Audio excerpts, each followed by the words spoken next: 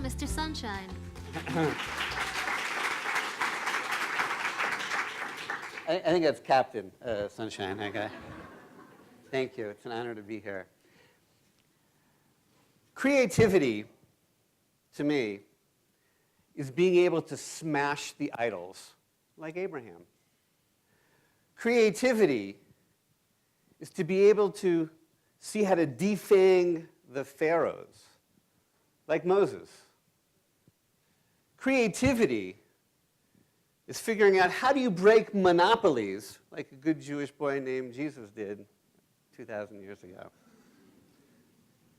But what the world is currently enslaved to and enslaved by is oil, coal, and gas.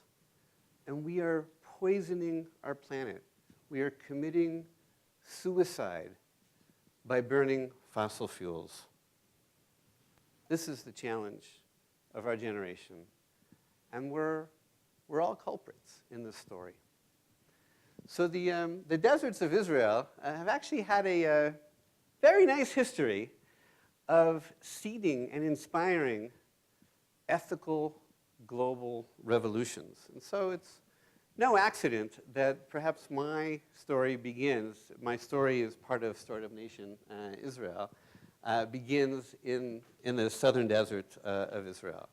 Now, Herzl, the founding father of modern Zionism, actually envisioned that the Jewish state would be powered all by renewables. It's an amazing, you can see it in his book, but he was thinking hydro. But still, the very notion that we're not going to burn anything and be able to power our future, now present country to come from clean energy that's visionary, that's amazing.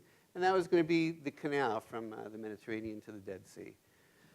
David Ben-Gurion, the founding prime minister, another visionary, really saw that the future of Israel, but of all humanity, is being able to utilize the desert, including for solar power. So in 2006, in just a fluke of history, with my wife Susan and 5 children, we moved from Boston, Massachusetts to a small pioneering kibbutz called Kibbutz Keturah in the deserts, really in the middle of nowhere in the south of Israel. And we got there on August 24th, 2006. The reason why the date is significant is 2 reasons. One, if you've ever been in the Arava Desert at the end of August, you're about to know what happens when we open the air-conditioned van doors, and we are completely hit by the alarming heat. And even though it was the end of the day and the sun was setting over the mountains, it was like the Superman laser beam just going and just burning us. And I said to myself the most natural thing, which is, I'm sure the whole place works on solar power.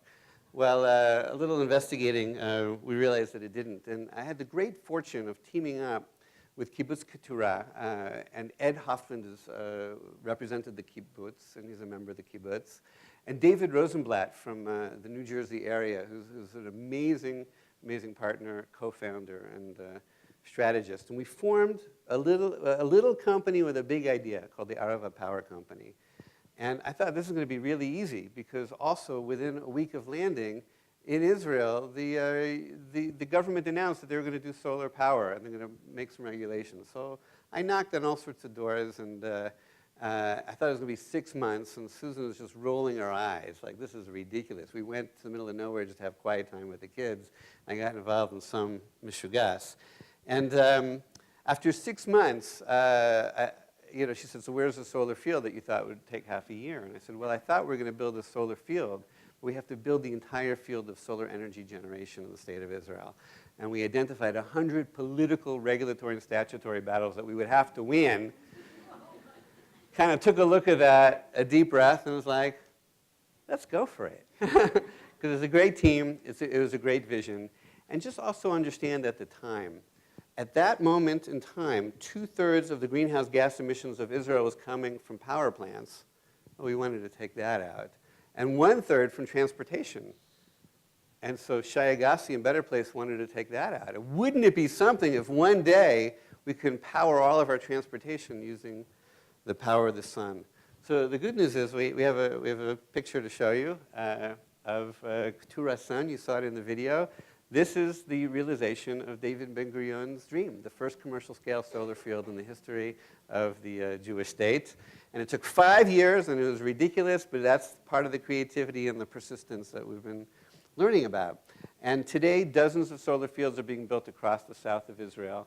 There's a lot more to go, but we could become really the first country in the world going from a carbon-based energy economy to a solar-based energy economy, because now some storage technologies are coming in. So that's just chapter 1 in Dayenu, and I think we're really lucky to have been part of a battle and a struggle and a movement to help Israel become a good citizen in the world just by doing the right thing ourselves. While we're building this field, something very unexpected happened, and that is we were approached by countries from all over the world, mostly the developing world, mostly from Africa, who said, hey, startup nation, can you come and show us, like, how do you do this? And so we took a couple years to learn and to try it. But then we really understood, oh my God, if Israel is powered by renewables, please God soon, it won't make a dent in the challenge of our generation, the global warming and climate change. And so what's the situation in the world today? And do we have a unique historic opportunity and responsibility literally to save the planet? And can we be that catalyst? There's 1.5 billion people on the planet with no electricity whatsoever. There are billions without reliable access to clean water. There are billions without reliable access to healthy food. That's extraordinary. Well, if green energy can be the human rights campaign of the 21st century, then Israel can be a superpower for goodness, even though we're small. Why? Because the world needs food, water, and energy, right? Well, water, I mean, we're the most innovative country in the world when it comes to water and water technology. Food, we're the most innovative country in the world when it comes to agriculture and food production. And now there's, some of us working in energy and renewable energy. But why is this a human rights campaign? Because the International Declaration of Human Rights says that people have a right to work, they have a right to health care, they have a right to education. But without power, you can't make that happen. You cannot have development. And so 600 million people in Africa without power. You saw the clip on Rwanda. I want to tell you about one of my heroes. And her name is Anne Haman. And she decided that she's going to form an Israeli-style youth village in Rwanda based on like Yamin Ort for 500 orphans. And it was a decade after the genocide, and there were 1 million orphans right when the genocide was over, and 10 years later. And she said, that's inexcusable. We have to do something. And she looked at Israeli innovation, and she brought it to Africa. And it's based sort of a hybrid of Kibbutz Keturah and Yamin Ort. And you'll actually see the picture. It actually looks like, the classic kibbutzim. Please go back. So our family was there volunteering. And Anne, at a certain point, said, Yossi, do you see the area up behind the school? Why don't you build over here one of those Israeli-style youth villages, and maybe some of the revenues can support the village a bit. And so it's our first pilot. Please, God, we'll have a chance to really fulfill this vision of working with a visionary who's trying to help orphans and to bring renewable energy to a country that only 10% of its people even have electricity. And then when you look at the big picture, we have big ideas, but they're manifested through small steps of creative people working together. There are about 100 million orphans in Africa because of AIDS, hunger, poverty, and war. And there's no systemic solution. So imagine if we can actually make this dream work. Imagine if we can actually bring Israeli-style youth villages to help with orphans all over Africa, and at the same time also give much needed green energy to these countries and to these people who don't have it. And with energy, you can pump and clean water, right? With energy, you can transport food, and you can bring in innovations. And so I think with energy, with green energy, we can save the world. So the challenge of our generation, I think, is climate change, right? And global warming. And we in Israel, we have an opportunity first to model what we should be doing just for ourselves.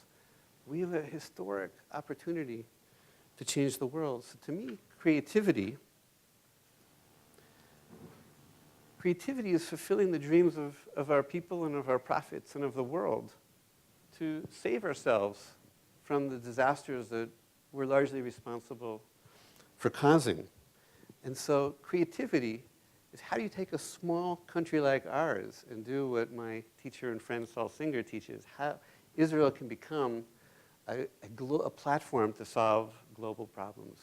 Creativity for me is how can Israel, our tiny little country, become a renewable light unto the nations. Thank you.